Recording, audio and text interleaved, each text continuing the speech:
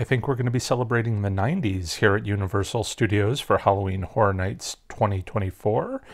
At the All Hallows Eve boutique, we get a glimpse of the Horror Nights merchandise reveal. Did you notice how that 24 in the circle kind of looked like a pentagram? That and the Bayou name here on the store gives me a total voodoo vibe.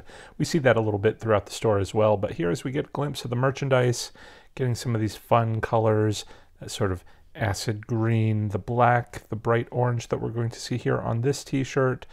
The skulls there definitely giving off the voodoo vibe, but here, look at the background of this Dracula, this 3D Dracula drive-in sort of theme. It's got that sort of Memphis design style, that sort of Saved by the Bell look of the early 90s. I think that's going to be a great aspect to the park this year. Not to mention, how many more ways can they present these Universal monsters?